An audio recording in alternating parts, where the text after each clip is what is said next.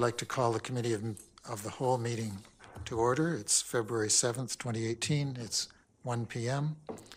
And we have one item on the agenda, as we usually do for the Committee of the Whole meetings. But first, a motion to adopt the agenda. Thank you, Councillor Mueller, Councillor Seegers seconding. All those in favor? That's carried. And we can move to the review of the Council Procedure Bylaw. One of the more important bylaws in a council's portfolio, usually dealt with at least once in the first couple of months of becoming into office, which I think we did, and then requiring additional work. And I guess I'll just remind ourselves that committees are videotaped for YouTube. So this is a live presentation, live stream. So sit up straight, look at the camera, speak clearly, and we'll get used to that. So business item, review of the council procedure bylaw. Let's look first for the recommendation, item 4.1 in front of us. Then we'll look to the corporate officer to walk us through this. Thank you, Councillor Seegers, for moving the recommendation, and seconded by Councillor Lutz. All those in favor? And I will turn it now, if I don't mind, to Ms. Frank.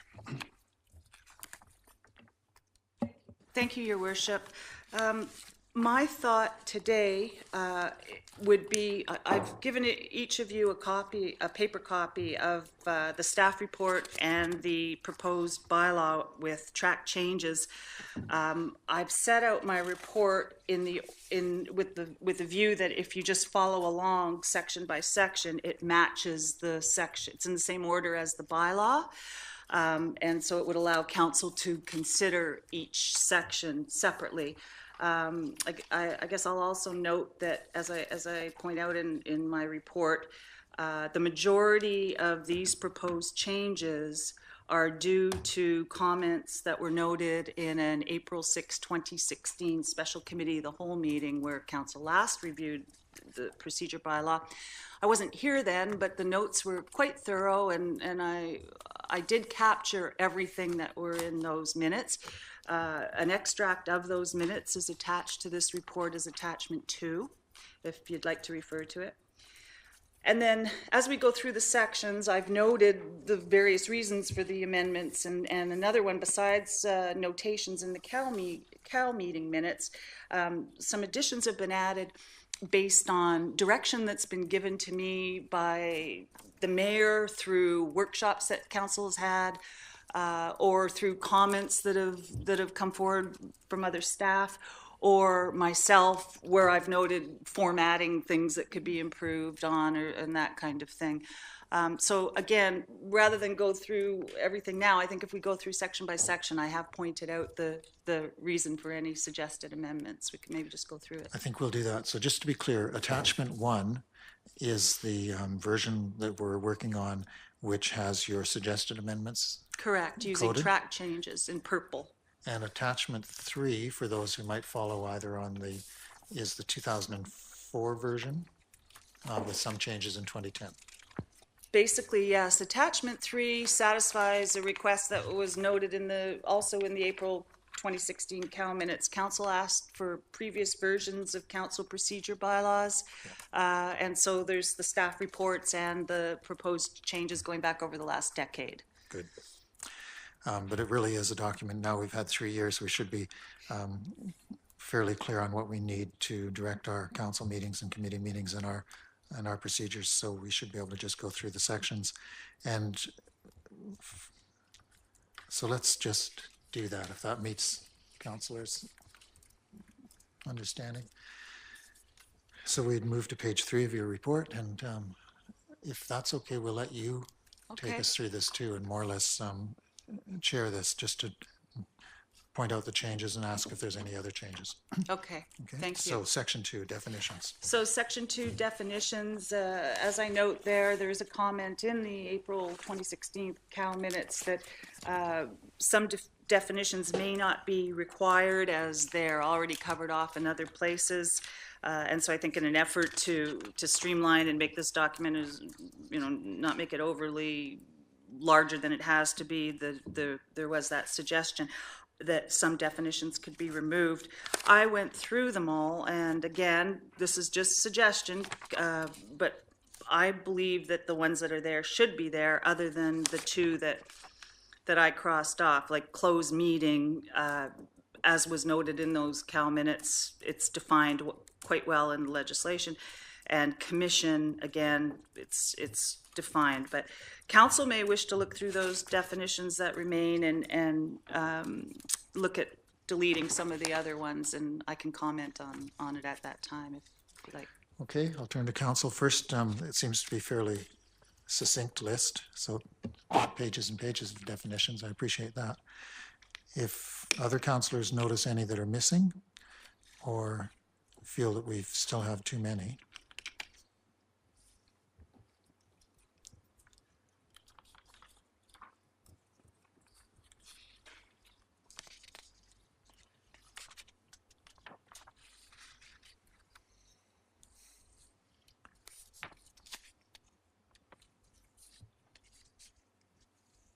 if our definitions are okay, and we can come back to definitions if further on, if we come across something in one of the clauses that we feel should be defined, we can come back to it.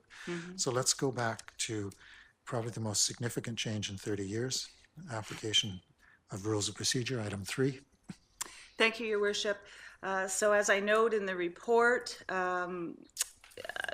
currently the council's procedure bylaw prescribes using Bourneau's rules of order instead of Roberts.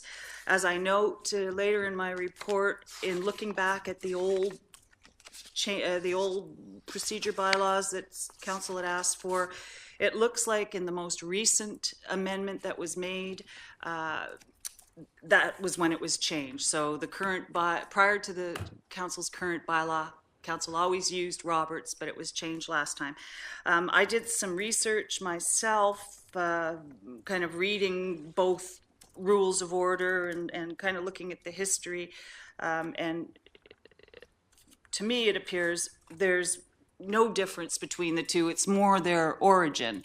Robert's rules come from basically the United States, and Canada, who was a younger country, adopted them for federal parliament and called them a different name. Well, it was because Bourneau adopted the Robert's rules for Canada, but that's, to me, seems to be the history of it. When you actually go through the rules, there's not much difference, if any. My thought was, local governments member, UBCM is Local Governments Membership Association, and they use Robert's rules.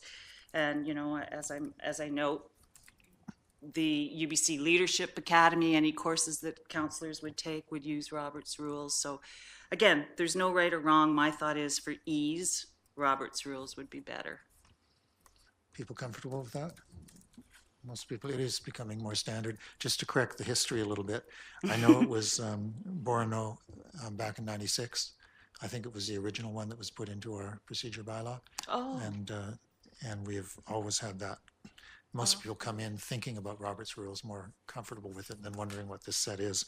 And I'm not sure if that was tradition of those who were there. I know that in '96, the clerk, Michael Vaughan, was very keen on keeping the more traditional Canadian version.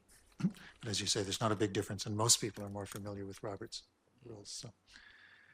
So if other councillors agree, that's one change we'll see for section 3. Well, and I thank you for that little more history, because I didn't go back as far as '96 in terms of the previous changes. So that's interesting. So the next section, section 4.1, inaugural meeting. Just noting that the community charter requires that council establish the actual day in the first 10 days of November following a general local election. The actual day must be established. So just a little bit of tweaking section 4.1 in the proposed bylaw, where we've added the words that will be held on the first Wednesday in November in the year of the election. It just satisfies a community charter requirement. Okay. Section 5, time and location of meetings. Yeah. Counselor was just noting that that also reflects the fact that we now have an October election. Yes. So the inaugural meeting is now November, not December. So it's good to put it Yes, put it thank in you, there. yes. Okay. On to item section 5. 5, time and location of meetings. At that April 6, 2016 Cal meeting, when council last reviewed the procedure bylaw, there's a comment that notes that this whole section could be in a policy rather than a bylaw to allow easier amendments to meeting dates and times. I recommend that the time and location of meetings remain, and I have actually edited it a little further to clarify those procedures for closed council meetings and committee of the whole. And my reason is per section 125 bracket 3 of the charter, which I've shown there on under section 5, that after the first regular meeting, a council must meet regularly in accordance with the applicable procedure bylaw and as it decides and as provided in this act. So based on my understanding of what is trying to be achieved there by the legislation, regularly meaning so that anybody can find out when council regularly meets in terms of days of the week and times of the day. And I note that the minutes had said that it would the Cal minutes from April 2016 had said that it would streamline things and allow council to change things easier if we didn't put the time and times and days in. But I note that subsection 4 says a meeting of the council may be canceled or rescheduled by resolution, which is what we actually do now. That's why when we're looking at having changing meeting dates, you'll often see that in staff's reports, a recommendation to add dates. And then when council's meeting schedule is changed, we advertise it in every way we can. We try to even get it into the newspaper if it meets deadlines. But we do everything we can to communicate to the public when those extra meeting dates have been held. So again, there's no right or wrong, other than it should be consistent. It should be clear what council's consistent meeting schedule is. Councillor Seegers. Thank you. With regards to 5, subsection 6, talks about committee of the whole meetings. If you go over to page 23 in the same document, part 7,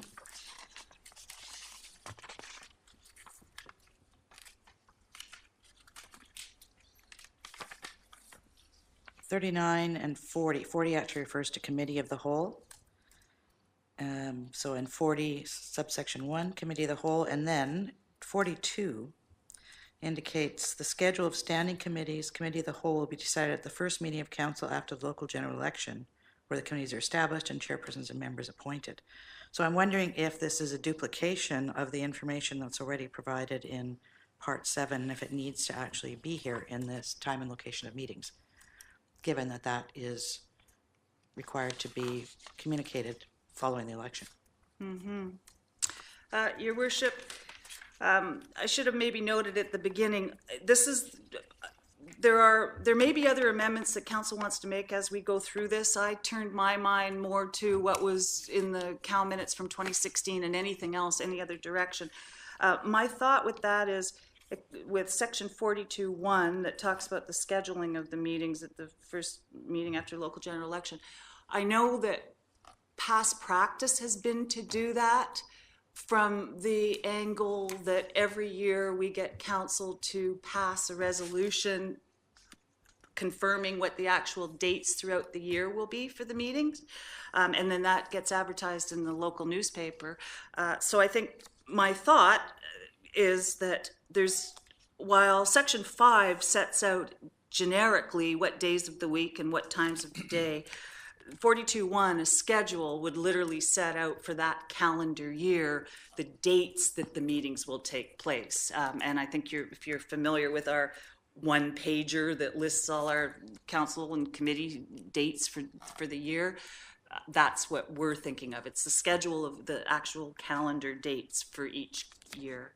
So I was going to ask a similar question of how that annual schedule of dates fit in with section 5, because it seems that we do by resolution at the beginning of each year, or in December, actually, before the year begins, set out when the meetings will be, including those that may be on statutory holidays or those in August that we don't meet or whatever, which makes us wonder whether Section 5 could be reduced to simply saying that in December of each year, a schedule for the meetings for the coming year will be published. End of My story. thought with that is it doesn't give a lot of direction. So that means at that time of the year, we'd be just council, if we didn't have something set out there, we wouldn't even necessarily know it's Wednesdays. Basically in December, council would be deciding on the days of the week and the times of the day. So again, it's a little more specific. But I do see an issue here. That said, 42(1) that talks about decided at the first meeting of council after the local general election. And then you've got 6(1), the one below 5, that says must make available to the public by December 31st in each year.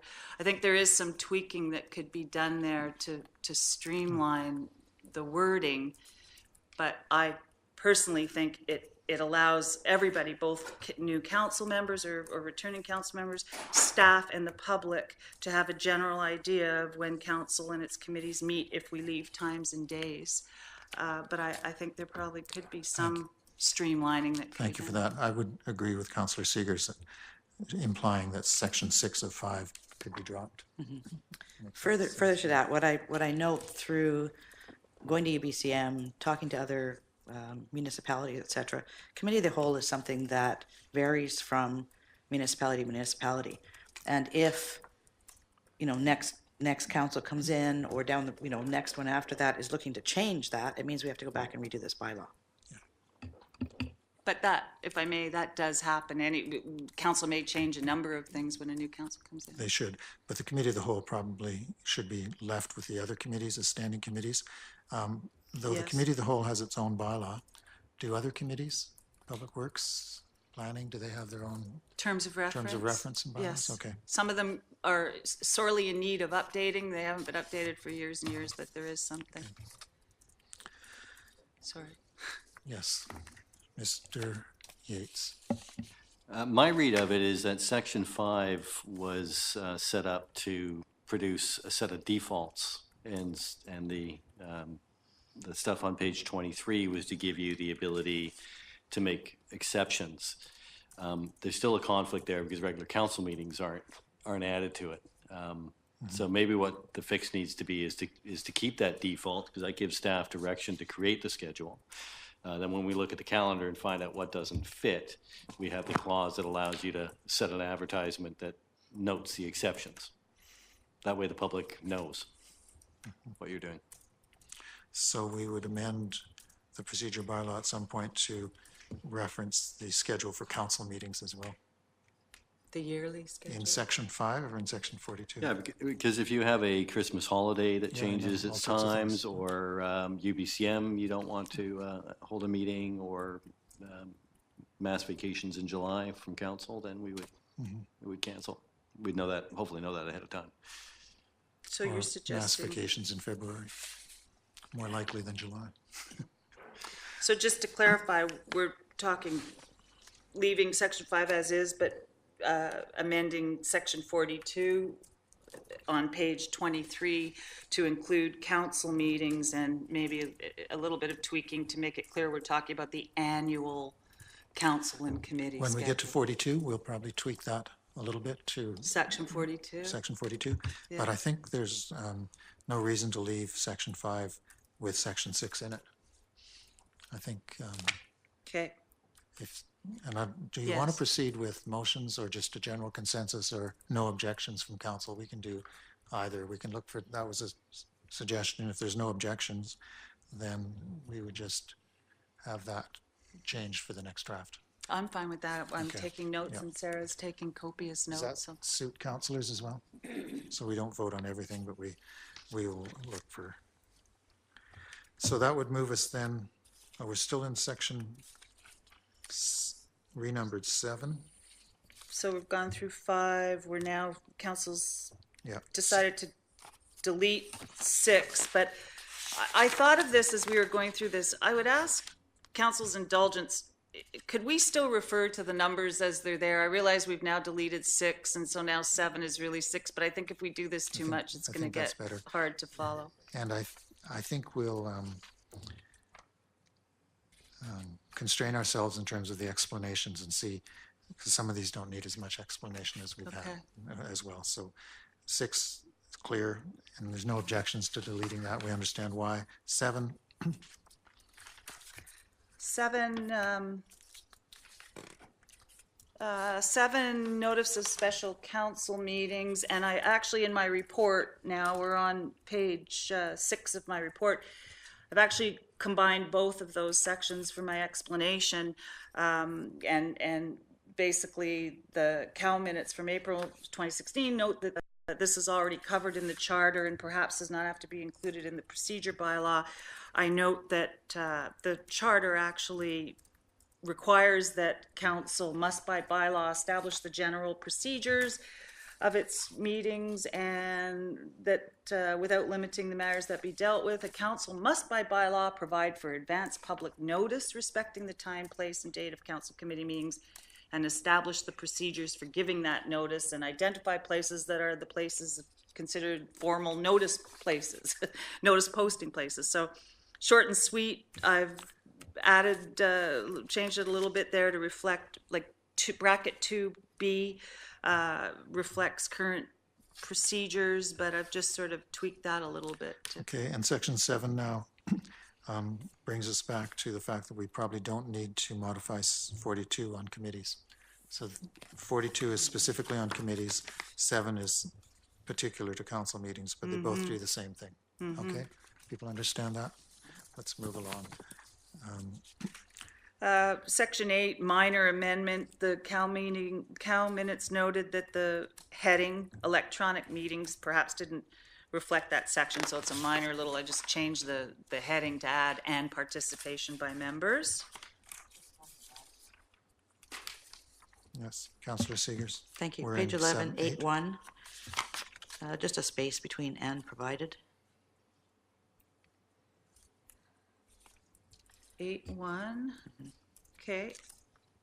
I don't see it, but you've Discretion of the noted it. presiding member and provided the conditions set out in the community charter are met. Just needs a space. Which in 8 are there. you talking about?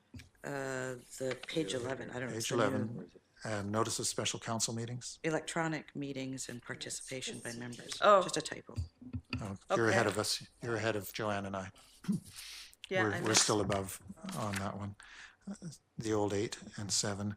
And are councillors comfortable with restricting the notice to email? And Yes. you can see they used to have a follow-up phone call or message to the home or another cell number. I guess the thing is you can't have a special meeting without unanimous consent. But you can do it at the meeting, if all else fails. That's fine. Councillor Seegers. Thank you. What happens now if we don't get a response from a counselor? Because, I mean, we're not all tied to our email, That's what I'm right? wondering. Yeah, so this amendment reflects what we actually do now, but this is a time to talk about it. So now we don't follow up with a phone call to counselors. We send the notice out as quickly as we can. I guess since I've been here, it's never been that last minute that we had to try to phone everybody. We usually at least have a day or two notice. So, I mean, as of now, this reflects what we do. I suppose if we were trying to pull an emergency meet or a special council meeting together in the next hour, we would be following up with a phone call. So maybe you want to make that clear and add that? No, I think it's already there in 2. If we read it slowly, it's fine. So we have the unanimous vote, which is the exceptional opportunity. Other special meetings can be called with the 24 hours notice and a copy. And they need a quorum, but they don't need everyone to be there. They're just a special meeting. They're Actually, just it's special all in the of sense that it's out of council. order. It's all of council must unanimously, the first item of business has to be voting on agreeing to this, authorizing this special meeting. It's not a majority of who's present at the meeting, it's all of council. I think there's 2 kinds of meetings here. Okay, sorry. There are meetings in which they do require unanimous vote, and everyone has to be present in some form. But you can also call a meeting, a special meeting, which isn't on your regular Wednesdays or whatever. And if you provide enough notice, then it's a special meeting, but it doesn't require unanimous vote. It requires notice, advance notice. And so this one here, and that's why section 2 starts with the exception, except where notice of a special meeting is waived by unanimous vote. That's one, we might call those emergencies. Can't give the public any notice, can't do anything else, but we could possibly call a meeting in the next 10 minutes, except I couldn't because council's not here. So, but we also have another category where you can call a special meeting, but you have to make sure I thought it was 48 hours, but it's 24 hours notice. So are we comfortable with that? And in that special meeting where we're giving public notice, are we comfortable with the email? That's what we're really trying to deal with. Is email enough? Councillor Mueller and Councillor Lutz. Yeah, I'm not sure that it is. I think that we need to allow that specifically, for items of emergency, which we have had one. And this is the only time that I was ever contacted this way was for the forest fire. So I'd like to have it there. I don't think perhaps in items of emergency that email would be enough. Real emergency. Yeah. Mm-hmm. Yeah, and I can see people very easily not being on their email for 48 hours.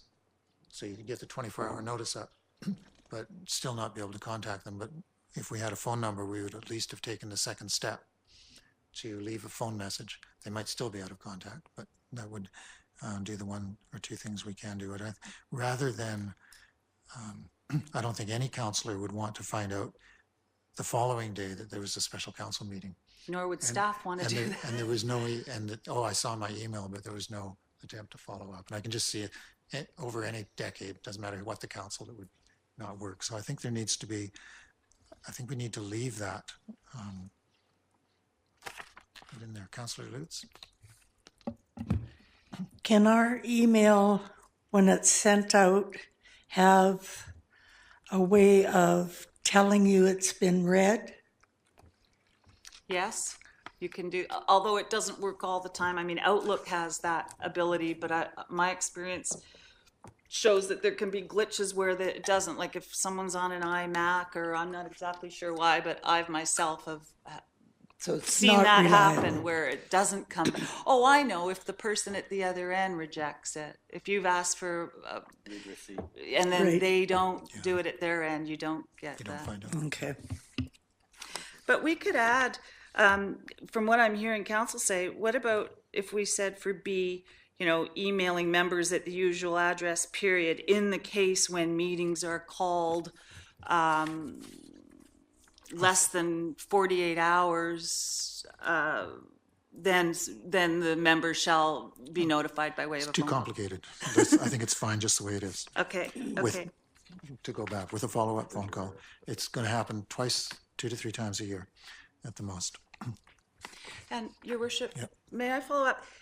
In terms of the definition of special meeting, for the purposes of this document, I just want to note that the definition of special meeting that's used on page 9 reflects the legislation. I know there are emergency meetings under Robert's Rules, and this bylaw can use Robert's Rules, but we might want to look at the definition, because for our purposes, special meeting means any meeting that wasn't on that annual schedule that was adopted That's by right. council. That's right. So whether it's 24 hours or 10 minutes, they're all considered special meeting. Okay, that's the special meetings, Okay, of council meetings, not committee. And then we're down to electronic meetings and participation. and our CAO just pointed out the typo again. It's, for me, Yeah. it's section A, bracket 1, the third sentence, or third line says "and provided," and there needs to be a space there. And as Otherwise- I had mentioned, it Otherwise, just, no changes. no, other than the heading, based on the committee of the whole comment that the heading doesn't adequately reflect what's in that section. Next one's. Any comments on that, just from Sorry. councillors? You're comfortable with electronic meeting participation? It's fairly wide open. Okay. I don't know if electronic is the right word, but It comes right from the charter, actually. They've got a section it still might not be the right Electron- word. The world has changed. from 2000, from the year 2000. Okay, meeting adequate. Meeting etiquette, I make no suggested amendments there. Let's discuss that. Councillor Mueller. So when I kind of took the bird's eye view of this bylaw, I thought the most important stuff is all of the aspects that relate to our respectful meeting conduct. And here was one where you could add something. I mean, all this talks about is basically, it's an aspect of respectful conduct. We have only one part of it later on, but there are a couple places where I think we can strengthen that and just make it first and foremost and right in the front of our mind. So adding a clause there that reflects similar statements made under conduct of meetings. Or sorry, speaking. A bit further down. 17, is that what it is? Conduct and Yeah, debate. conduct and debate. To me, the most important parts of both of those pieces is the respectful language, but it's only used as a sub clause under 7 to talk about members speaking. But I think we could talk about staff, public, council as well, just to make that stronger.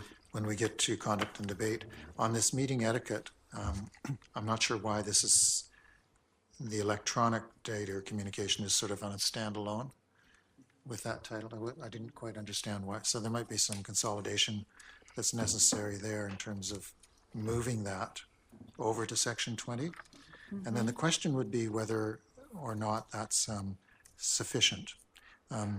Having our, and I was just illustrating this, having it silent doesn't actually mean that I'm respecting the conversations of the people around me.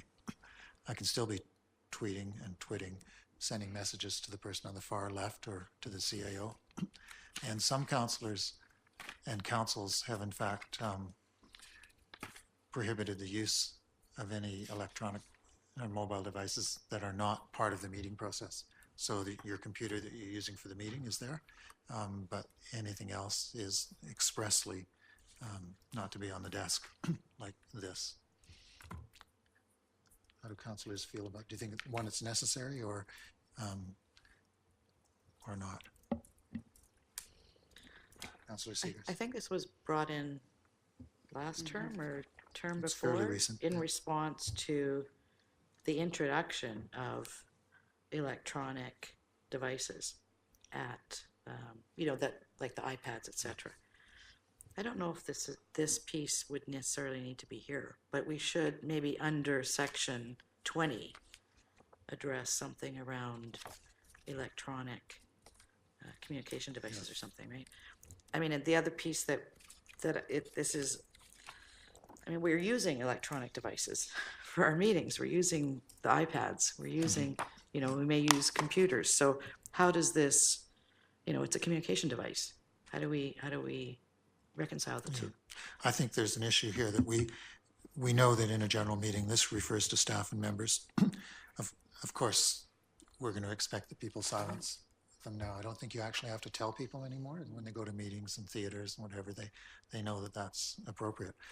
The more pressing issue under conduct of council members and staff is that we make it clear you're not to be using them for anything except, you shouldn't be using anything except the ones that are there. And that would, there have been times even with this council where some councillors have felt that other councillors are not conducting business on their phones, or they're checking schedules or whatever else, or communicating. And to get rid of that, I'll call it a suspicion or concern, simply saying you're not to have them would really alleviate that. We wouldn't be hearing any, and we've all been in this room where we've heard that go ping, ping, ping, ping down the room because somebody sent counselors a message. It's both disruptive, but it also, you don't know what the message is and who it's coming from. And if it's during a serious debate on a controversial issue, the last thing we want to do is think, oh, the mayor just got an email, and he's looking at it. Wonder who that's from. I mean, that would just be right beyond the pale, but I can see it happening. So when we get to 20, I think we could drop this reference to silencing electronic data, and when we get to 20, we should actually find a resolution that deals with that, if others agree. Thank you for bringing that up, Councillor Mueller. Was there any other thought on perhaps adding a clause to refer to the requirements to be respectful of the business at hand, or something along those lines? So this clause, just for background, for the corporate officer, this is actually for the larger meeting, council members, staff, and members of the meeting gallery, right? It's what we want going on here. So we're not going to prohibit people from taking pictures or video streaming it if they want to. And we'll do that ourselves if we can. But making some general comments about the behavior of members, staff, and members of the meeting might be quite useful, because there are times when, other than the authority of the chair, it'd be useful to have the second authority of our procedure bylaw to ensure that everyone in the room is conducting themselves appropriately. So it's not just about silencing this, but, as Councillor Mueller said, attending to the business at hand and not disrupting the meeting in inappropriate ways. Wasn't mine. Yeah, and you know, one other, I think about things that have come up during our years here, and one of them was if we have a gallery full of people with signs on an issue that's zoning related, or, you know, I'm thinking about this for planning, things that can be overturned, or that's after a public hearing, things like that.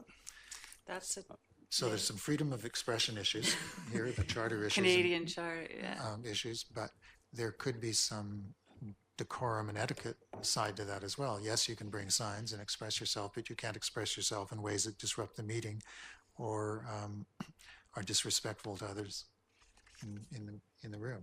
I mean, there has to be something, and we've all seen, not necessarily here, but we've seen protest and disruption, which is inflammatory and disrespectful. And we should at least set a tone. Not sure what the wording would be, but I think not at this committee, but we have a sense of expanding this to a couple of sentences. We already sort of have that wording when we get to 20, although it is related to the members of council. But as you suggest, as I've heard suggested here, maybe we can add some wording to section 20. For example, 7 talks, subsection 7, members speaking at a council meeting must use respectful language and all of that. Maybe we could start it off with more general statement around the conduct of everybody in the room, not just councillors, based on what I'm hearing right now, rather than have a separate section 9. No, I think as we've done this, section 9, 11, probably needs to be standalone, but more clear that it's about the general meeting itself and not the conduct of councillors. Right. Which it says, yeah, okay. Yes, Councillor Lutz. Is that the place for it though? Because this is our procedure bylaw for council. So should we be bringing in the public in part of this procedure? It is appropriate to do that. I've seen procedure bylaws that talk about how many rows the gallery, or, you know, there should be a cordoned off area. So, you know, basically anything to do with the council or its proceedings related to its meetings is suitable for the bylaw. We could, just as an example, I don't want to wordsmith this, but it could begin with council members, staff, and members of the meeting gallery shall always conduct themselves in respectful way, observing the Robert's Rules of Order, and with specific reference, and then have a couple of bullets that talk about silencing electronic devices, demonstrations of signs, Okay. you know, something like that, that gets a couple of more things there. We'll never be able to list them all, but we could give some examples or furthermores. Okay. Okay, designation of a member to act in place. Minor change there, Your Worship, basically to meet the requirements of the new Elections Act that's changed the month.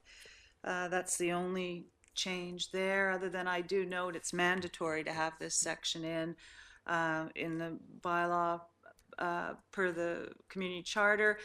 And I've picked November because it used to say December, which would have been based on the inaugural meeting, but I note that council doesn't have to, the designation of member to act in place of mayor does not have to happen in November. It can happen anytime.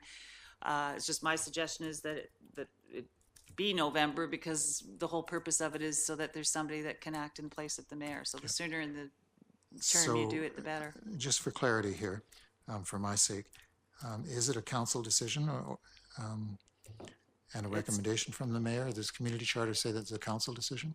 It needs to be a council resolution, how the council wishes to get there. I mean, usually the mayor plays a fairly And- important role in that, but the legislation literally says the council must, basically as it's quoted there in the bylaws with the legislation. So if it's says. in the community charter, we may not need it here.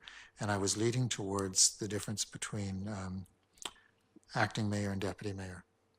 Acting mayor is the new, it's, the charter calls it legally acting mayor, but lots still call it deputy as we do. And I believe that's why I put that, oh no, No, I they're actually a thought of little it. different, and again, different councils manage this differently. Some rotate that on a calendar basis. Vancouver City Council, though they probably only rotate it through vision councillors, come to think of it.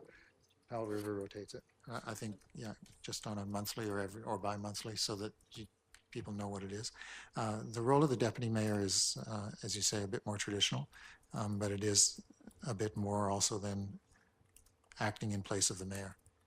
And that's why I was wanting to think about it here. So the community charter indicates that we need to identify, and council must by resolution. Council has to make a resolution, so they do it once a month, or they set up a schedule once a month, or That part or is- they could have a resolution. The legislation is quiet on when and how, but it just does say that council must, in its procedure bylaw, establish the procedure designating a person to act in place. So you have to do that by resolution to have it in a bylaw. So as you can tell from my practice, my preference is that the mayor can appoint a deputy mayor and recommend to council that the deputy mayor act in place of the mayor when the mayor's not here. And council would normally be supportive, especially in November. Which is achieving what the legislation requires. It's just how you get there is up to the council and the mayor. But that's not clear anywhere in community charter or in practice. So I'm wondering if we need to, for the District of Sechelt to do what it wants to do. I mean, this is why you should do it at the beginning of each year. I don't really want to set terms for the next council. They may have a very different way of thinking about this. So a couple of things, Your Worship. You're correct. It doesn't have to be in the bylaw. It's clearly set out in the charter. I guess this is one of those areas that council needs to look at. Sometimes, just for convenience sake, it's worth cutting and pasting into the bylaw, because councillors aren't walking around with the community charter and binder under their arm, and this should be your nice little summarized guide of how council meetings go. So A, it could be taken out completely. B, I guess the question is, how much flexibility do you want to leave for future mayors and councillors? Like, if this sort of sets out that you must do it, but then right now it leaves how you do it to completely based on the council of the day, the mayor of the day. We want to give people as much flexibility as possible, and our procedures to be minimal in most of these cases, but we don't want them to be restrictive so that so that we couldn't have the deputy mayor role vis-à-vis the acting in place of the mayor. So this is fine for I acting in see. place of the mayor. I just wanted to think that one through. And we'll do it in November. And Or you I'll- could take the month out then, and just say annually the council must from amongst its, just The don't community put the- charter says annually? Can't do it once? No, that's the part, it leaves that up to you. It says must establish the procedure designating a person. My suggestion was to say November so you don't lose sight of it, because especially in a new, after an inaugural meeting. But, you know, at the same time, if you didn't say anything and no one had been appointed and the mayor was out of commission for a month, Then we we'd could use get Robert's around rule, yeah. that. Just internally, council would elect someone. So it's not the end, or appoint someone temporarily. So it's not the end of the world if you just took it right out. I'd be happy if we crossed out the first part and just said, didn't say annually, didn't say November, just said the council must. Council must. That's where we Okay. should go on that one. We've spent too much time on that. Okay, Council proceedings, attendance at public meetings. a couple of minor little amendments there, just again, adding advisory bodies, including advisory commissions under 3E, nothing big there. Section 12, change the heading. Now that we're adding digital recording, the heading that was there was quite clunky, the parts that are deleted, and so it's just a change to the heading. Then we get to section 12 bracket 6, which reflects the recent council resolution that was passed at its December 6, 27 regular meeting. I've quoted the resolution under section 10 on page 4 of my report, and that's basically it. So section 4 refers to audio recordings. Should that be replaced with audio video? Yes, that's certainly something. Right now, it's completely two separate It is two separate activities. activities. Basically, the recording secretaries use the audio as backup for when they're preparing their minutes. And do they retain it for 6 months as part of the records? Yes, and there's no right or wrong, but my thought on this is once you start audio recording, it's an FOI-able thing. Someone could ask for the audio of a meeting proceedings. So the idea is put it on our webpage for 6 months. It makes our lives easier. It's already there. I mean, staff's lives. We don't have to provide it to people. It's already there. And it is a complete separate, even if tomorrow we took it out of the procedure bylaw, recording secretaries would still use it as a tool. Do we, what happens with live streaming? Do we put that on a server, or do we allow YouTube to worry about it? So Yeah, we're the using a YouTube commercial. channel that it So- goes on. I'm going to turn Yeah, so to, we're using a commercial franchise to broadcast it, I understand that. And then they become the record holder, probably under the terms of Yes. reference. It's their material at that point. correct. What about should we have that for our own archives? Pardon me? I know that I just had a conversation with our new communications person, Julie, this morning, and she raised that too, that what if down the line we don't want to use YouTube, we want to buy our own software and do something. And I had suggested, what it says now, section bracket 6 is based specifically on direction of council. My thought had been, if we move towards a new way of doing this, it's taken us this long to I think we should- ratify, so we could change the procedure bylaw down the line. Item 6 should simply say live streaming video shall be conducted for all regular Sure. council meetings. Yeah, And we as shouldn't I s- say how it's broadcast. We're going to Okay. do it. And that gives us that flexibility. In terms of our own archives and records, we'll have to think about whether it is part of the public record if we're doing it. Mm-hmm. And if somebody wants to access that at some point, as you say, it's FOI-able. And On YouTube, basically no, we not have on a- YouTube. Yeah, It's live streamed as part of our process and Mm-hmm. procedures. So it's a record of our meetings. yeah. I've put a disclaimer on our webpage. I just added that in the last year that says that, these video and audios are provided for convenience and general information. The true record of council meetings are the signed minutes. I added that, we added that disclaimer to our webpage. Should But that it be is an in- issue. Should that be in this section? So everyone's upfront about it? Could do that. That, It is minutes. Yeah. I think it would be. I think it kind of says, but it might not be that official. And Yep, that- good idea. We'll all add that. And then this question of shall be retained for 6 months and made available to the public by the most efficient means. Again, if that's just a courtesy, then Make that we clear. want, yeah, we may Okay. want to make that clear. We're going to run into difficulties with this. And there already are, because of the disjuncture of Seashell being further ahead than the SCRD and the town of Gibson's. So expectations are going to move, and expectations are that they will, once they're on the web, they're available and will be forever. And some people are very skilled at using that. Anything else on this section? Councillor Mueller and then Councillor Seegers. So on this issue of live streaming and how we should record these for our own use, perhaps there's a question here for our IT in terms of what platform we could use where we can still retain them, still own them, but share them, because YouTubes are very handy for social media to embed in these types of things. So I'm not sure if it needs to be written out here, but just to get to the bottom of that, so we make sure our information control is adequate. I think that's a good idea. I think staff have got that. And Councillor Seegers? Thank you. Two things. The last sentence in number 6 needs to be modified somehow as well if we're not going to refer to the district's YouTube channel. And I don't know I what crossed it out. what the verbiage should be there. Video shall be made available as soon as possible thereafter. The YouTube was in because of the council resolution, but if we're going to take it out, then the second place it could be out too. Shall be made available. Okay. And that's very similar to number 4. Actually, the audio sort of echoes the same words as Okay. in 4. And then in the report, page 4,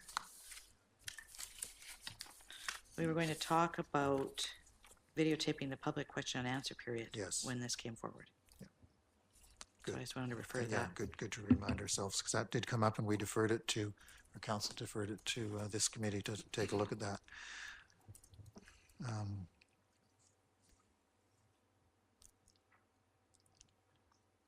So who would like to start?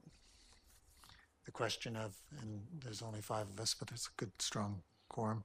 The question came up about when the video and audio recordings start and stop at our general meetings. And thus far, they start when we go call to order, and they end when we say adjourn, and then we have questions after that. Do some councils across the province include question periods during the course of the meeting, and not just at the beginning, at the end, but sometimes in the middle and at different sections? Your worship, I've researched this, not here, but previous employers where I was helping them write procedure bylaws, and I have done that research, and there are some that do it, like even in the middle, like after the planning section or a certain obvious spot. So it's all over the place from the research I did. Now, several years ago, I did this research, but I'm sure it's about the same, give or take. There's no right or wrong.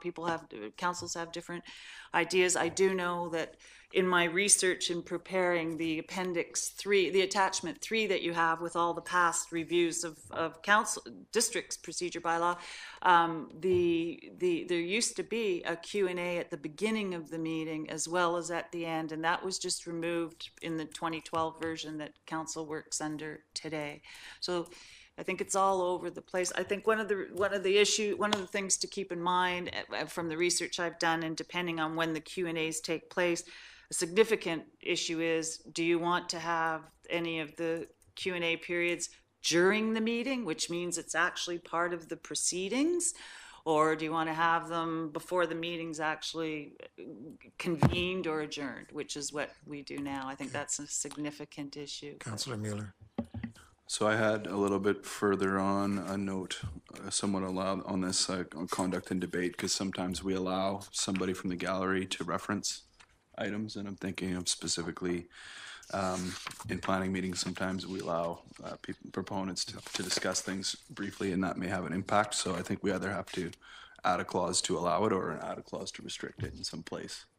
because we currently don't have that, and we're kind of doing that off the cuff, which presents problems of fairness. And we should have something that at least says at the discretion of the chair. I thought we did, but Yeah, yes. we'll see if we do, but that's important part. And I seem to see an awful lot of public, a lot of the public on Nanaimo's council meetings. So they seem to allow or have written into their procedure opportunities for the public. I think they're one of the ones that do it in the middle or at different breaks as they're proceeding to another section. There'll be public, I don't know if they're delegations, I've never been able to tell. They don't seem to always be, they seem to be public commentary sections. No, yeah, well, but they know they come to a microphone and it's given the floor, but they've certainly got a floor that we don't have. Councillor Seegers. Thank you.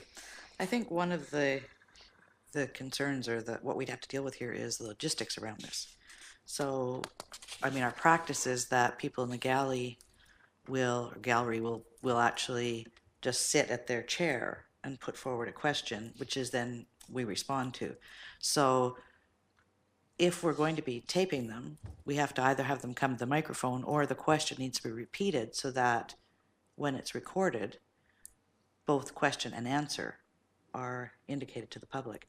And there seems to be a question there seems to be a belief in the community that maybe the audio previously did record question and answers, because it's what I'm hearing in the community is that they said we did do it and then we stopped.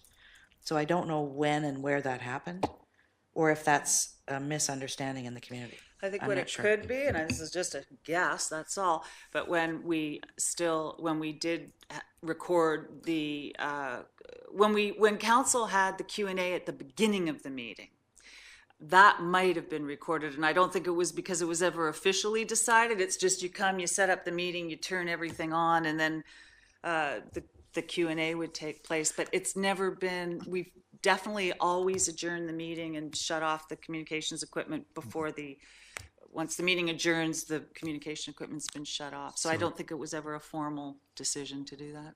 So we'll come back to that. Councillor Inkster may be able to help us. Was the Yeah. questions prior to council meetings and committee meetings instituted in 2008, or was it previous to that? That's what I thought, yeah. There was an informal thing that occurred previously where there was Yep. questions, but we did it informally. Yeah. And I can remember it being addressed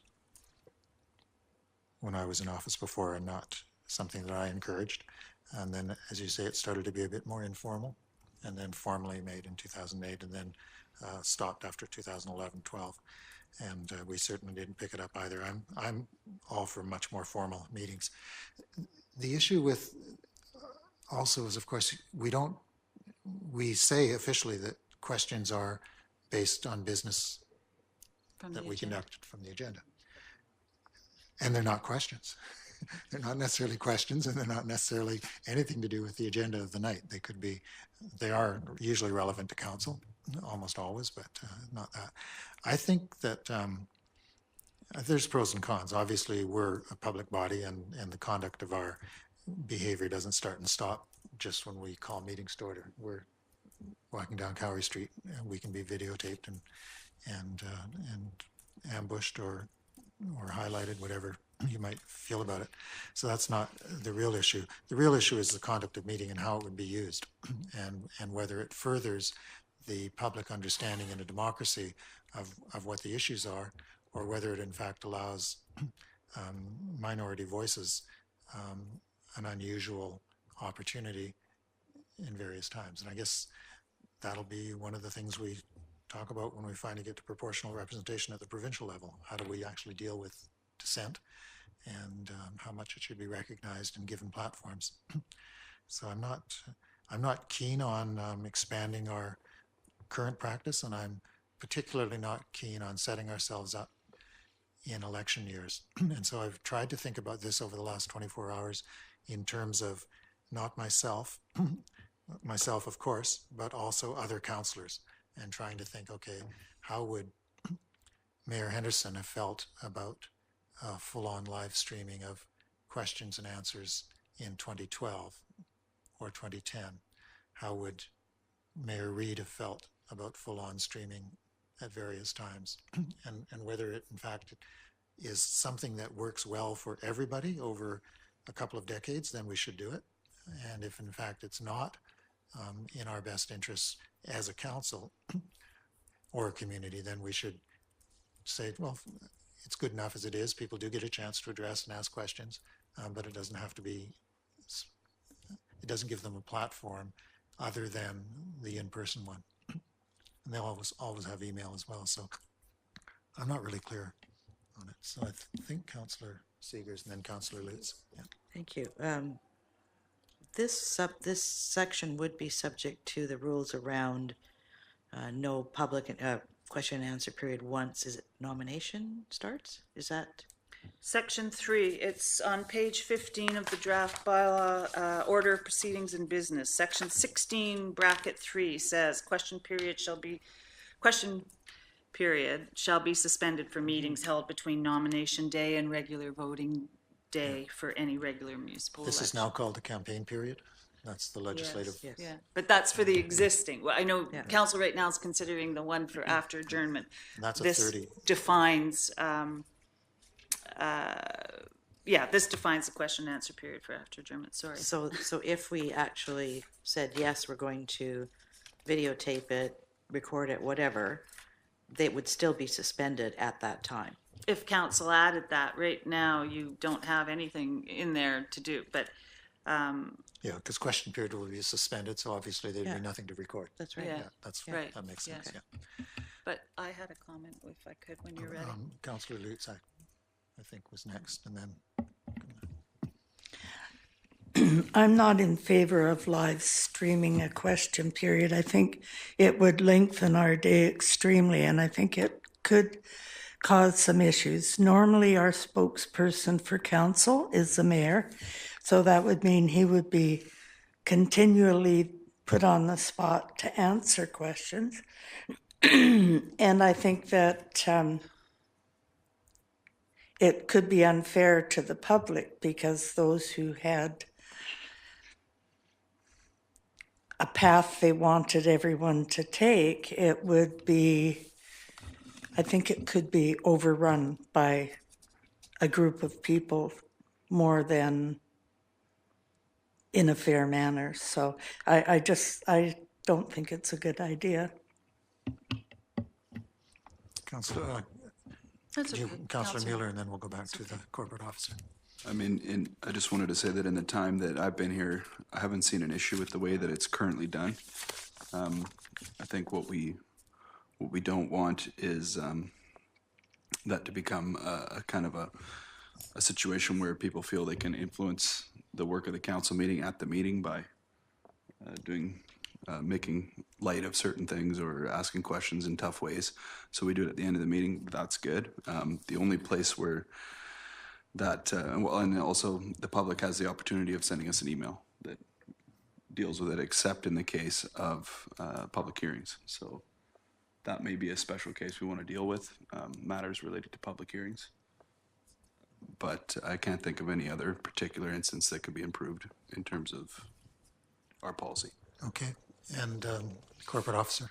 Thank you, Your Worship. Strictly from a procedural perspective, when I turn my mind to that idea, I could see some issues around the fact that when a meeting adjourns, it adjourns. And that counts for legally and everything. That's why you adjourn at a time and that's it, the meeting's over.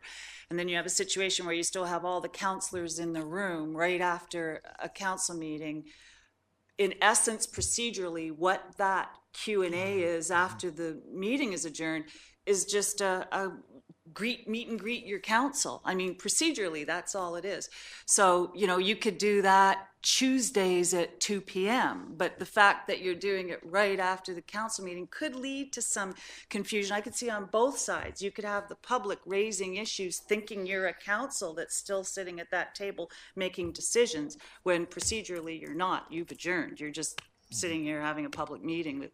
So, and then also it could put council in a awkward place where you feel like you want to do something because someone's raised something of a timely nature and you can't reconvene a meeting without advertising. So procedurally, I see issues, that's all. That's actually an argument for building it into the proceedings after adjournment, calling the meeting to order, and before adjournment, actually putting it in there.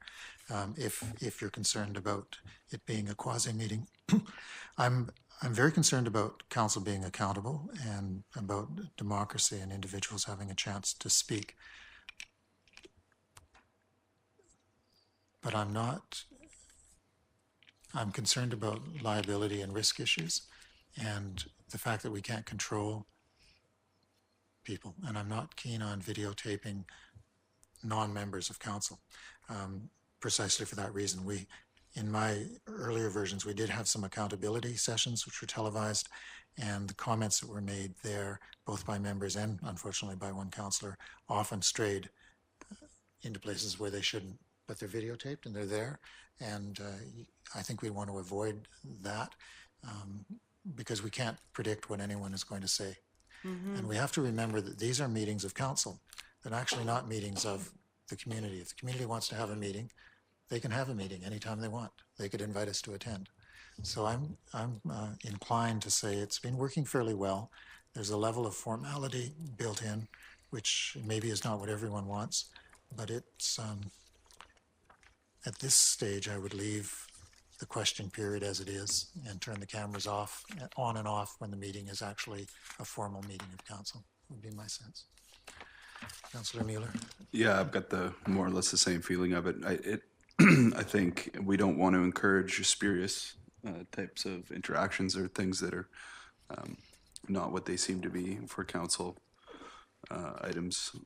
But I did have something along, like, we still have delegations, right? Yes. Yeah. And that is the official place for public if they want to deal with an item of businesses on a delegation. So I don't think it has been problematic, at least not in our term.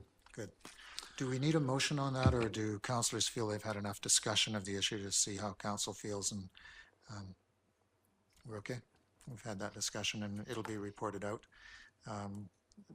No change at this time. Your worship, I had one more thing before you And I'd move like on. to call for a 3-minute break. Okay, just on Recess, this yeah. one section, I heard the comment that with the Q&A, it's usually considered that they'll only ask questions about agenda Yes. items, but I note the bracket 2 literally does say, individuals in the chamber gallery who wish to speak to any municipal issue may do so at that time. So Okay. just turn your mind to whether you want to look at changing that or not. Thank you. And if you'll indulge me, we'll have a short 3 to 4 minute recess and come back to item 13.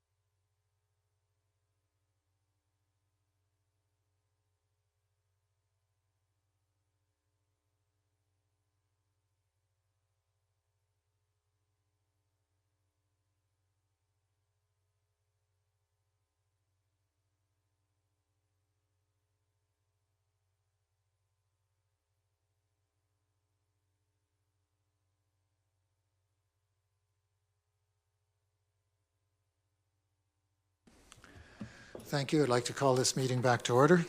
And we're not going to get through if we don't move this along a little faster.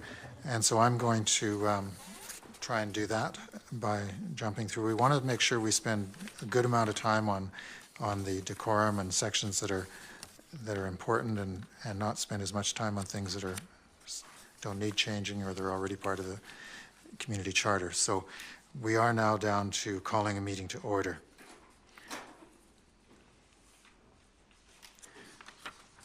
We shouldn't need to spend much debate on that. If the mayor's not there to call it, somebody else better call it. And they've got the 10-minute, 10 minutes is fine. Adjourning meeting where there is no quorum, well, if there is no quorum, it shouldn't even be called to order, so I don't know how you're going to adjourn it. But let's say it got called to order and somebody walked out, then we can adjourn it. Yeah. So that's not a problem. Agenda.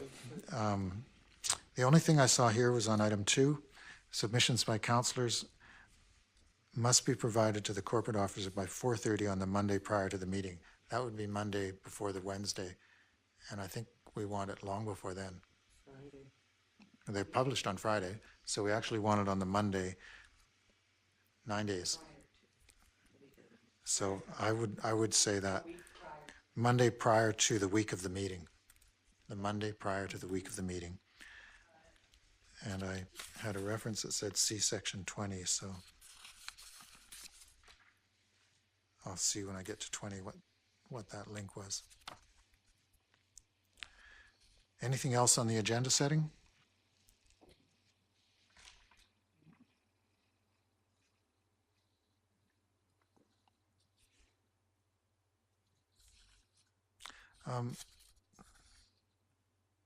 Item 4, your second sentence, consideration shall be given to whether or not the matter is time sensitive. Does that matter? I mean, it's the sentence before that council, it's not going to be added unless approved by unanimous vote, period. Doesn't matter. It doesn't matter. It was direction that I received after council had a workshop last year, and you discussed the fact that you didn't want late agenda items, and staff would have to make a case for them being time sensitive. So my thought was put it there so future staff know they're supposed to make that case, but it doesn't have to be there. Okay. Councillor Mueller. I was just thinking perhaps that clause there kind of points to some debate that may occur previous to the vote. Yeah, it sounds like you'd have to debate whether it was time sensitive or not. Is that a good thing? I'm not sure. It's hard to say, but I think that just points to that. Yeah. Okay, we'll leave it in, knowing that staff, that's fine. And we've added order of proceedings to say this declaration of conflict, which was recommended by Paravel and Taylor, or Rick Bouchamps of Paravel and Taylor. I don't know about the other chairs, but it's getting harder and harder for me to add it in after my call to order. It's become so routine, it doesn't have the effect that they're meaning, but we'll leave it for now. Councillor Seegers, on section 16 or 18. Yeah, 16, number 2. It mentions council and committee of the whole meetings, but doesn't mention committee meetings. Do we need to put that in there too? No, I did add another spot, so we could say standing committees in it. Yes, I think that would be good, yep.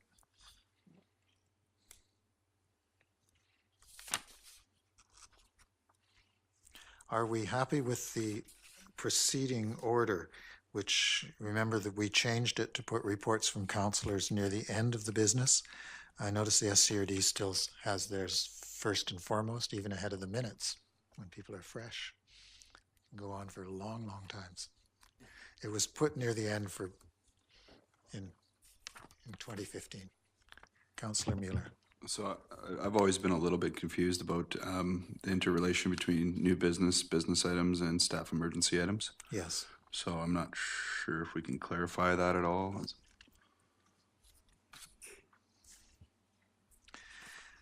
Well, we know what business arising from the minutes are. We rarely have new business because the business all comes from committees. But is it a category that needs to be there? And then how is that different from 13, the emergency items?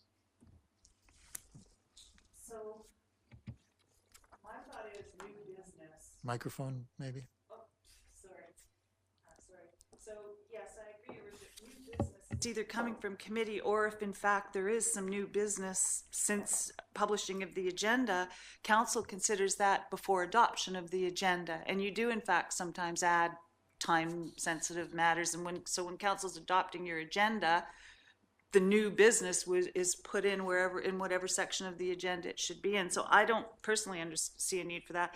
Mayor, council, and staff emergency items, I remember this from a long time ago, not only here, but it used to be like, if you deal with items and then you take a break and then someone in the gallery points something out to you, to the mayor, that you didn't consider. I can remember there used to be a habit of putting that before adjournments in case something's come up in the last 2 hours. Someone gets a call, or although you're not supposed to be using those anymore. But I just remember that was something councils had in the past, and then you would be able to say, okay, before we adjourn, did anything come up in the last 3 hours? That's what I remember, but I haven't seen it be used here. I've never seen it used. Yeah, I do remember it Councillor Mueller. being, So I think what you just said there is it can be useful, say if we somehow missed a vote or something like that, that staff could bring it to our attention that we had missed the vote or something hadn't been done quite Yes, properly. that's a better We can redress it. example. But Yes. that would more appropriately be a point of order. Called it whenever somebody noticed it. You know, we missed that vote. Can we go back, and then we could all do that? I Yeah. think it's there for genuine emergencies, but new business are things that have not come through committee, but are coming straight to council. Haven't seen them before, but they're coming straight to council. There are a number of those that come directly to council. Not very much in this group, but some. Okay. Committee, commission minutes, reports. Appointments and delegations.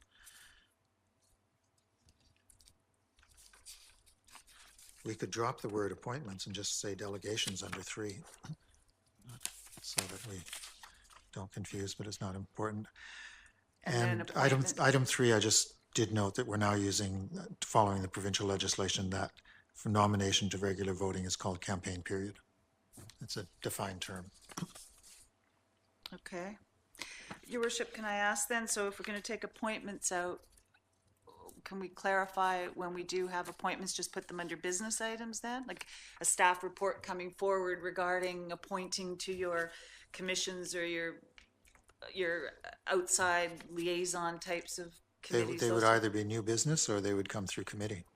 Okay, It's not that kind of an appointment. Yeah, those would be new business okay. Thank you. or business items. Okay, voting at meetings, straightforward.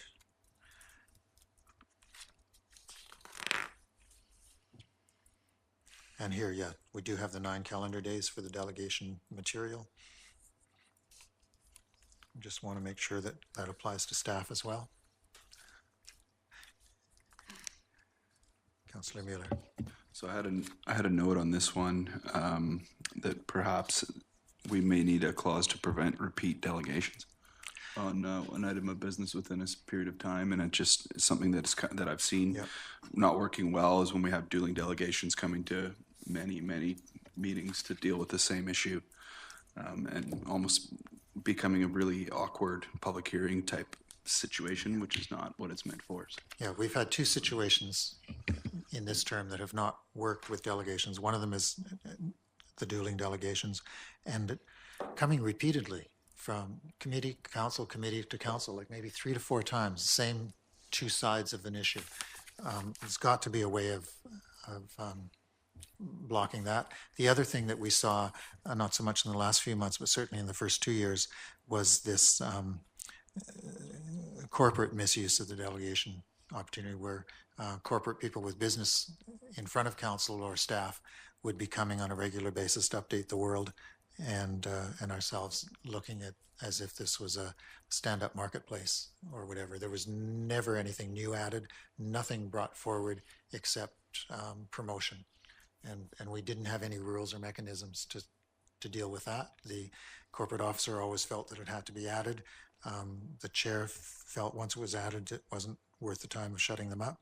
But certainly found it frustrating to see people coming forward only for the purposes of raising their business ventures in the public eye.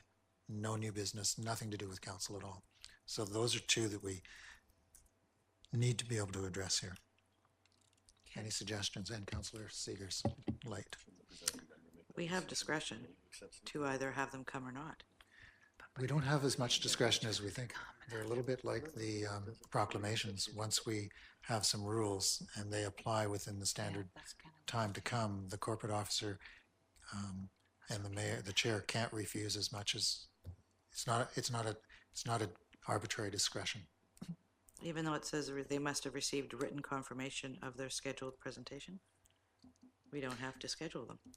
Well, may I clarify, Your Worship?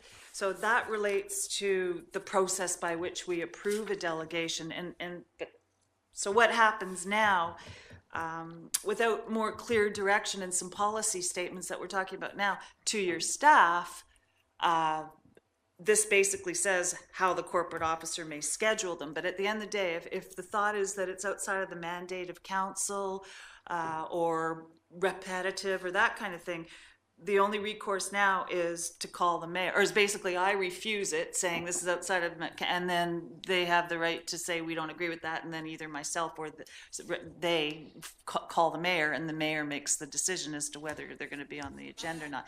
So the idea is if we had a little more of a policy statement or something that would help with that.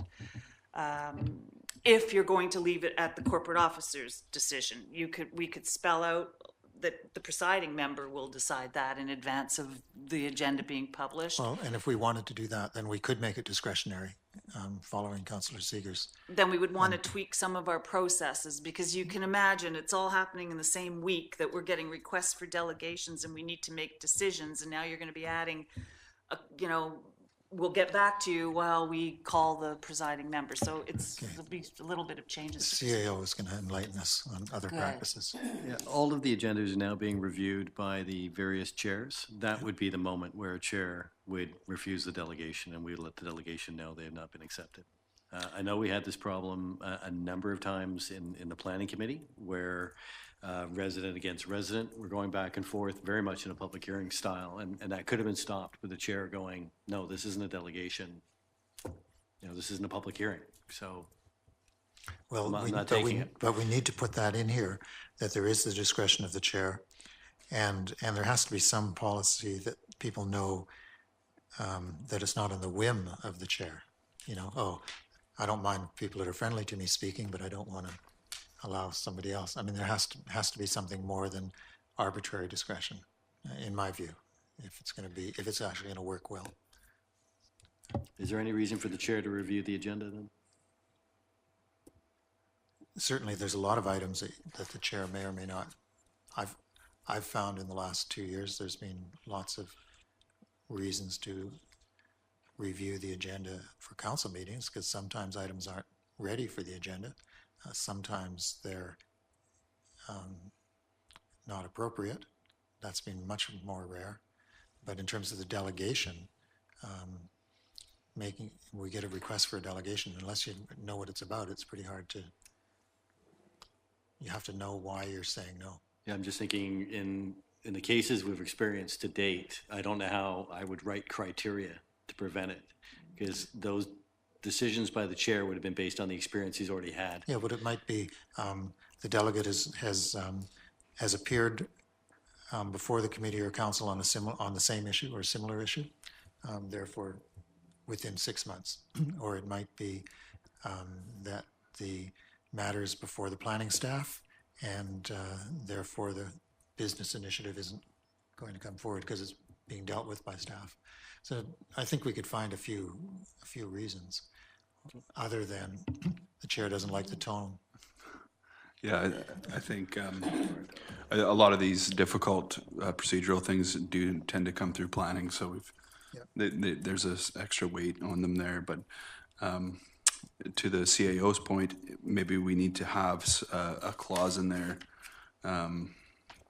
under the agenda indicating that the presiding member will review it with that in mind, or something like that, because so far that hasn't been said, I don't think under agenda that it should, that it will be reviewed by the presiding member, just so all the presiding members are aware that it's their duty to That's actually, review each one. yeah, that's actually a really good amendment because it sets the tone for future years. It lets staff know that in the District of Sechelt, the presiding member will be reviewing agendas. So, because the practice, of course, is in most places that staff control everything and run it through, and you turn up for your meeting 5 minutes before, and you've hopefully it's been circulated, but you don't know what's coming on the agenda till it's circulated. There's a slightly different process at the SCRD, but it's not one in which the chair actually reviews with any discretion. So I think that's, this one is just about council, but if we could find a way to work that for council and committee meetings, that would set, I think, a really important procedure in the future. So staff would always, as a matter of course, go over the agenda with an elected council member. Somewhere in this bylaw, but we can add council here. Somewhere in this bylaw it says, unless otherwise provided, all these rules apply to committees as Okay, well. yeah. Somewhere, but for clarity, we could put it here under delegations if you like. Or under order of proceedings and business, I think would be a better place for it. Okay. Okay. I think it's here somewhere, but yeah, You're right. but we'll make sure it's clear. And until we have a policy on delegations, it might be a place to say this clause would be on review by the presiding member, that all agendas will be reviewed by the presiding member prior to publication or circulation. And the presiding member has final discretionary approval on items placed on the agenda. And that gives, until we work out some policy, that would give them a lot of say. Now, if staff is working hard to get an agenda together and the presiding member is out of town, that doesn't mean you have to wait until Wednesday morning, because there are these other, so we have to think that one through a bit. I think the one thing there is we should make sure we have vice chairs, which we do, I believe, for all our committees. And my thought is just, and your worship, I know you had, for speaking of council agendas and with delegation scheduling, it can sometimes be we're down to the wire. I've even called you after the Wednesday cutoff and someone's got a really good reason and I have to say no based on this, but if his worship allows it. So, you know, sometimes all the best rules in the world and there can be time constraints. Yeah, and being soft, I even allowed something for the special meeting coming up. Councillor Seegers, and Yes, in number 1, 18 number 1. I'm just wondering if we would put a period after prescribed form. So individuals or groups wishing to appear as a delegation for council on a matter within the jurisdiction of council may do so only if they have submitted a written request in the prescribed form. yeah, The presiding member will review the delegation request. If confirmed, staff will provide written confirmation of their scheduled presentation.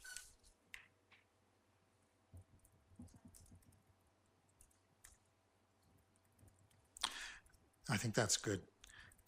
And I'm hesitating on the sense that it becomes political, and delegations and proclamations have been depoliticized and put in the hands of staff for a reason. Should we try it for a while, having the presiding member take the flak and see how that works?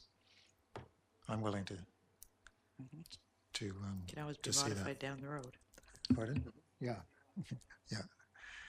I think that's a good suggestion. Did you get the phrasing on that? Yes, Okay, thank yeah, you. good. Okay, so that deals with delegations, it deals with review, and the review can be electronic. I mean, as we've started to do a couple of times when I'm traveling, I'm reviewing council agendas, but I'm not sitting in the same room anymore. Okay, anything else on delegations?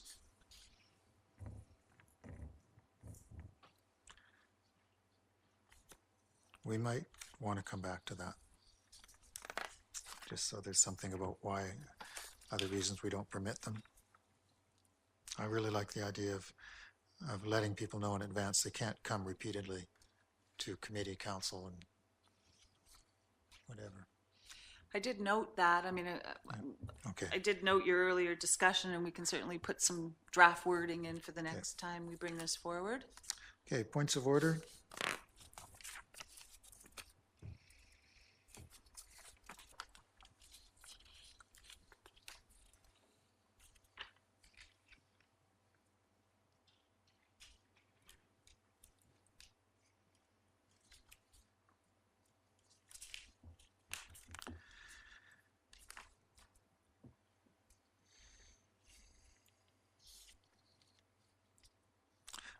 Um, 2A and B,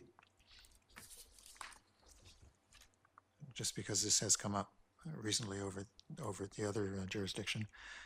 The presiding member must cite the applicable rule. That's basically saying Robert's Rules section here, if requested.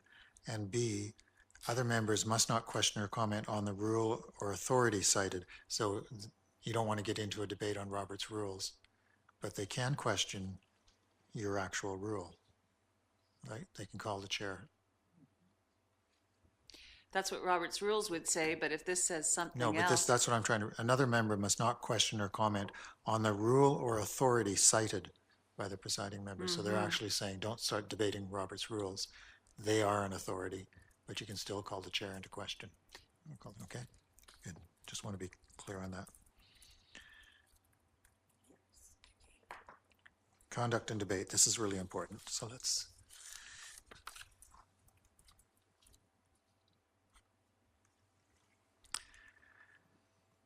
Councillor Mueller first. So keeping with my theme of trying to help this be the most fair and respectful body that we can make it be, and to set that tone, just a question. So if there was, say, somebody coming to the mic and took a line of questioning that was obviously disrespectful to staff and a council member felt uncomfortable with that, would I use a point of order then and quote 7A?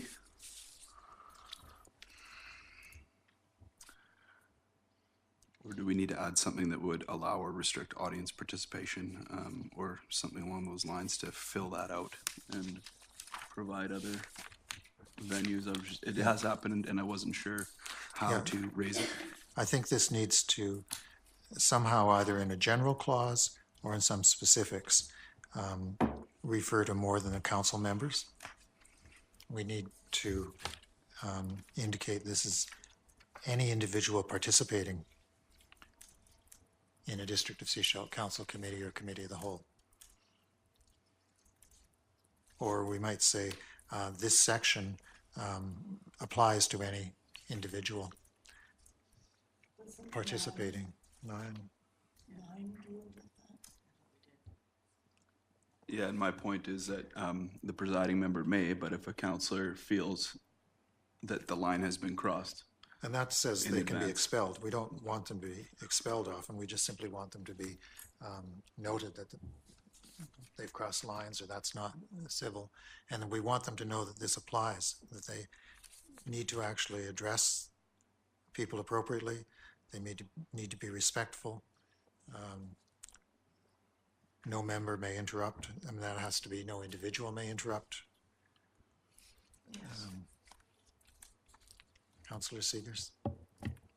Thank you. I'm in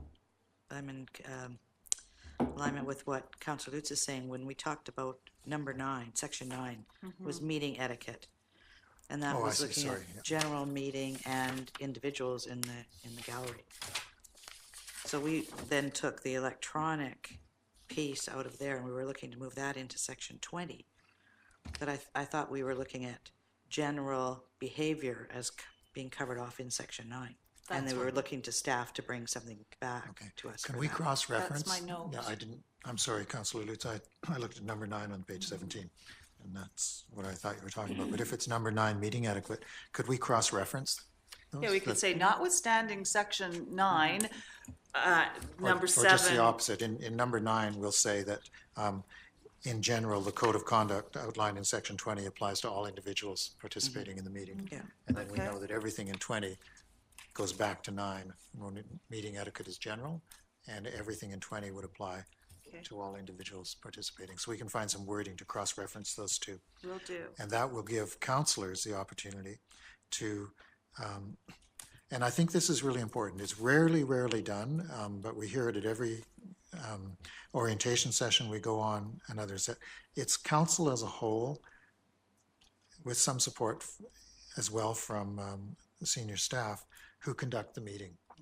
And if the chair of the day is missing or missing in action, and that happens, it's important for other counselors to step up on occasion and say, point of order, or and call, and as it is at times for senior staff, corporate officer or the CAO, obviously it's going to be used with discretion unless you're in Nanaimo, but here it would be very delicate, but it would be used.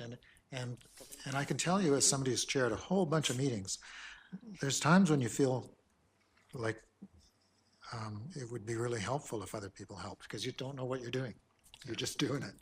And it's going on at one pace. And often I am just dealing with the process of the room, and I'm not really even listening to the content of the discussion. And there are other times when you're focused on the content of a particular question and you're missing the process in the room, and it's useful if somebody along here steps in and says, well, don't you, I think that went over, slows the meeting down. When I'd discussed or thought about some of the iterations we could use here, would be like a majority vote of council to rule somebody out of order or something like that. I'm just thinking of a mechanism to make this work. So if I don't like somebody and they're attacking me personally and I say point of order and the rest of council doesn't feel that's fair, there's that Then you could potential. move. Yeah. Then any counselor could move. I move that this person delegation no longer be heard, or, like some of that's just general resolutions that can be put on the Well, floor. how that would work or should work, and I can see it happening, not here, but in that place across the water. England. Member of the public gallery comes up during the question period and starts a rant that in fact does focus on an individual at the council, who's chairing perhaps, and says, excuse me, you're out of order. We want to focus on the business of the day and not on personal attributes. And the majority of council says, a point of order, we think that's entirely in keeping and this should be heard. And so we don't really want to get, Right. Yeah. we want to be careful about votes, because I've seen that happen where the chair might ask somebody to step back and moderate their views, and there's a group on council actually a majority on council egging that person on, literally egging them on. And that's really inappropriate. I don't think you can put that in a procedure bylaw, but you don't want to give them tools to be able to overrule and let that person continue. It wouldn't, and it would have happened in that other place. So Those were my thoughts. yeah, I think there's a way to yeah. work through that. And So I think make it what would better. happen is there'd be a point of order, and you'd say point of order to the chair. I think that individual is speaking, and the chair would then consider that and rule. If you disagreed, any council could say, I challenge the chair, which would turn it into a full council discussion then on whether that was appropriate or not. So I think there is a mechanism, again, used so rarely because we don't get into those fixes, I hope. Councillor Seegers. Thank you. I have two pieces to this. One is, as a counselor, if something's going on, I don't actually control my mic. So I can't actually jump in and say, excuse me, point of order, right? I can't do that. Well, I don't think you have- can. I think you have to. Jump up and down and say it, or No, what- just you know, once, just once. Point of order. And that's what's happened to this. Depends on the noise that's going on in the room and what's happening. That's right? true. That's one. And the other is, one of the other things we've talked about is a code of conduct. Yes. for council. And that is something I think that's being worked on, but it hasn't come forward yet. So some of this as well would be taken up in the code of conduct. So I don't know how much we want to put in a procedure bylaw versus a code of conduct. Yeah, I think and I agree with you, the code of conduct should be both more fulsome and then also condensed down to the key components. And it is something we were working on with and discussed at one council meeting workshop and with Paravel and Taylor. And there's mixed, I mean, we need to have a code of conduct. It's a good thing to have. They're absolutely unnecessary when things are going well, and they're absolutely We're impossible. very close on the code of conduct. Good. We've been putting a draft together. Okay, then the final piece that we need to include in here is the electronic communication devices. And spilling coffee. Yeah, no, that's okay. That's fine, that's good. Members shall not spill Thanks. on the papers of neighboring members. On the papers, it's spilling on your neighbors, so I don't want you to read your.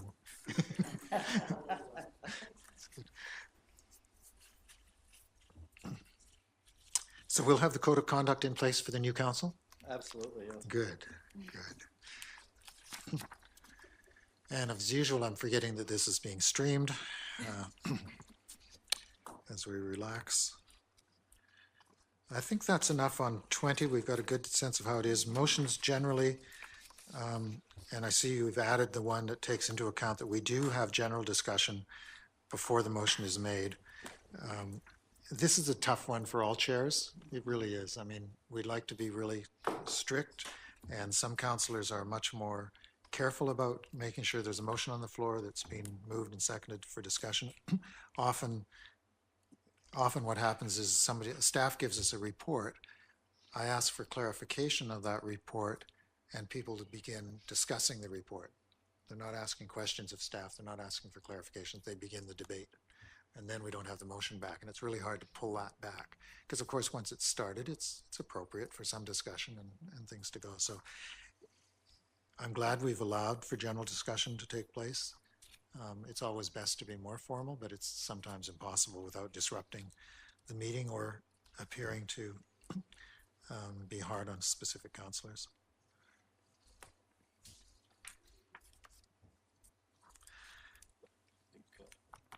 Councillor Seegers. Thank you. I just had a question with regards to 3F.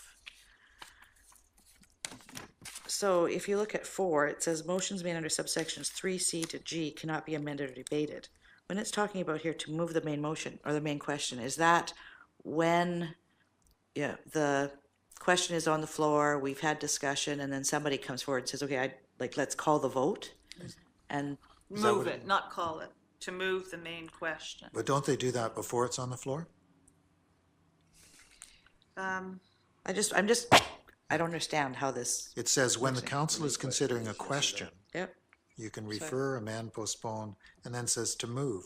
Well, you wouldn't move it if it's already being considered. Right, but then it says under number 4, they can't be amended or debated. That's why I was wondering how those two related to each other. Yeah, well, they're talking about order of priority and motions cannot be amended or debated. So if I'm moving the question, the resolution, then motions made under sections, okay, can I get back to you on that? Okay. So we keep moving, okay. 3C to Sure. G. I'm not sure of the answer, because Okay, I was about thank to know it, but that shouldn't mean it can't be amended Or debated. or debated, so Okay, I thanks. will double check. And It's Robert's Rules language. We want to look at that again because there's been some debate at the SCRD about choosing very carefully not to refer or to defer, but to postpone because they think there's a difference and you can debate one and not the other. There is under Robert's rules, because postpone is more when you don't plan on bringing it up again for your term. Postpone is longer than just deferring for a reason. So we want to know which we can debate and which we can't debate. Okay, Did I see a hand down there? Councillor Lutz? Yes. I don't think he knows. I think he uses it because he gets away with it. Councillor Lutz. I believe under Bernot, to move the main question is when I, as a counselor, think there's been too much debate, we're going around in circles, I can ask the chair Calling on to call the vote. question. That's what Andrew thinks, calling the vote. And Yeah. could be, I just don't want to guess. It would be simple to, I can go back to Robert's rules and make sure we know. But yeah, And could you clarify if the chair has to respect that kind of request? Because I find it as, You don't have to. You can ask the council if they want the question called and vote on that. And then if it's defeated, you keep the debate going. or you can simply refuse. I don't think you can. Then I'd there's like you to back check on to that. challenge. I'd like you to check on that. Yeah. I know the answer to that is then there's the challenge to the chair again, like anything else. If the chair doesn't accept anything, it becomes, I challenge the chair, and then there's debate about that, and then the chair is either sustained or there's a coup. Yeah. You're asked to leave. Anything else on motions? We do. Anything else on motions? Okay, then.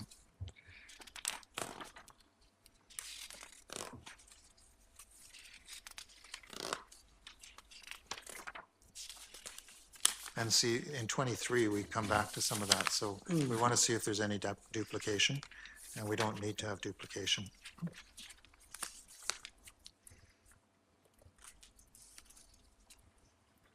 Amendments generally, I think we understand those. Reconsideration, this again comes out of the community charter. Yes, I see that there's no real treatment of friendly amendments or unfriendly amendments, or, no, there's actually Anything- no such thing. That's There's- right. yeah, so that's,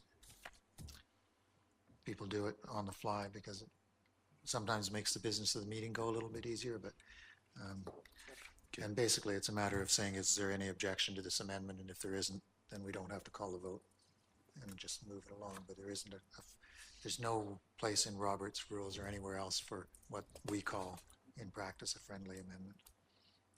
okay.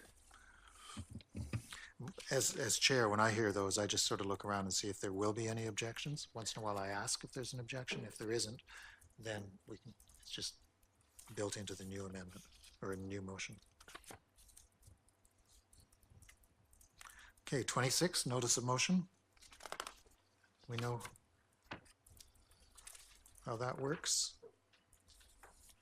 And a couple of different options. One of them is to just simply say at a council meeting. The other one is to put it all in forward with the corporate officer prior to the agenda being put together. Should that now be no later than 9 calendar days? Yes. Thank you.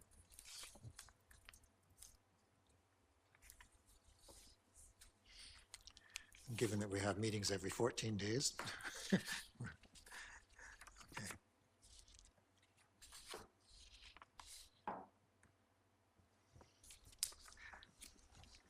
It would be useful in our procedures or in our code of conduct to talk more about councillors bringing material forward, because it's the perennial difficulty of knowing how you get agenda items or business items addressed when you're a council member. It's really difficult.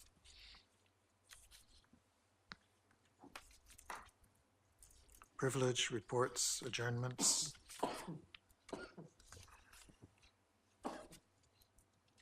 And there's very little amendments in the rest of the package. Are there any sections in the rest of the package that people would like to speak to? Councillor Seegers? I just had a question about 33 subsection 3. What's your question? Okay, page 22 of our agenda. Yes. Proposed bylaw may be debated and amended any time during the first 3 readings unless prohibited by the Local Government Act. I couldn't find anything in the Local Government Public Act. you can't give 3 readings to a land development bylaw that's the Oh, okay. subject of a public hearing, because you have to have the public hearing before 3rd, either after 1st or 2nd, but before 3rd. So this is a good one to point out, because of course that's not my practice and it's not what I'm familiar with from parliamentary. Does Robert's rules speak to that specifically? Because first reading is always just to lay it on the table and allow people to read it. You can't start debating and amending it if you haven't even seen it. First reading is what brings it in front of you. So This very much, I wouldn't want to see a debate on first reading no. because nobody's read it. Well, I guess, there's Robert's Rules, and then there's reflecting Local Government Act. And the Local Government Act is referring to land, I mean, for the municipalities, it's really referring to land development bylaws. So you're subject to the. That's where the prohibition comes in. So you could give the bylaw first reading and then immediately proceed to public hearing, or you could give it first and second. But when it comes to three readings, every other kind of bylaw, regulatory bylaws, for example, literally just say there must be 24 hours between third and adopt. So legislatively, you can give the first three readings. It's almost like first, because you give the first three and you can't adopt anyway till next meeting. We're talking about debating and amending. That's the focus that we have. So So you could. second reading is where most people Yeah. do the debate and Yes. amendments. Third reading is to find out that it's polished enough to say, yeah. And you can certainly do amendments at third reading, but they should by that time not be substantive. They should be, yeah, this is ready to go for adoption. And That's then a you get your clean- 24 hours. That's an efficient way to do it. What can legally happen is you can give three readings, then when it's coming back for adoption, realize you'd like to see amendments, so then it's going to be one more meeting till it comes back. 'Cause And we've rescinded third reading too, to do these things. Councillor Mueller. So something that's come up in the planning end of things is sometimes we have rezonings at third reading. Yep. And they are subject to a development permit that comes after. And we are not able to have some substantive debate after the development permit. We go through that process and they both get passed together. So I'm not sure how to deal with that because I found it procedurally cumbersome. And I think it's a new process that we've been doing here since this council's been here. So can you have debate of the development permit? Well, what it is we've got zoning to third, subject to a development permit that council has not seen. That's right. And so, So you see the development permit and you either reject it or not. If you reject it, then you want to go back basically to second reading and amend or amend the third reading. But then So- you're to public hearing depending on, I know what you're referring to, because you have to be careful in that case. If you've already had the public hearing, you can consider the development permit, but I think the issue that's come up here is now you want to see some further new right. information that No, we're you- telling you if you do that, you're going to have another public You hearing. don't even want to see new information. You've got the development permit and now you realize that the original bylaw isn't sufficient. It's not Right. strong or it enough. needs changing. Yeah, it Yeah. needs changing. So this does say you can amend at any time during the first three readings, so you could actually amend at third reading, but we're talking about when you've adopted third reading, subject to. So the development permit brings basically it brings additional information and consideration. And I think the thing is you either deny the development permit, which takes you back to the bylaw, and then you have to rescind if it's if it's had But a when public there's the hearing. public hearing involved, that can cause issues. And again, we're past just regular reading and adopting bylaws, but the issue around that is you're supposed to, which I realize is easier than said than done, is that council sets its policy through its OCP bylaw, and in this area, we want this type of development, and on and on. So by the time the development permit's coming along, you're supposed to stick to that. I know there are situations where councils have asked that we don't proceed with the public hearing. We do the development permit and the zoning bylaw more in conjunction so that you've kind of looked at those things before the public hearing. But I know I don't know if you have anything to add, but we're getting into a little more technical on depending on the application. Yes, so requires discussion, but not perhaps for the procedures Outside bylaw. of this, Okay. yeah. Councillor Seegers? Thank you. Yeah, I think this planning would be further to that too, and it's not a time to have a conversation here, but I believe our current process is to do first reading and then public hearing, and then do second reading, which doesn't give us time to actually have that discussion and address those things that are coming up. I know that we've kind of bantered back and forth about having first and second reading before going to public hearing to address some of those concerns that we actually have the opportunity to debate at the table. And I think that'll probably be addressed through staff and processes coming forward. But then second reading is, you're debating before you've heard from the public, in a sense. Yes, but you've heard, it's a question of how much you do before the public hearing, yeah, and where you hear. Okay, I look forward to that. Any other items in the remaining part of this section that people have seen or highlighted?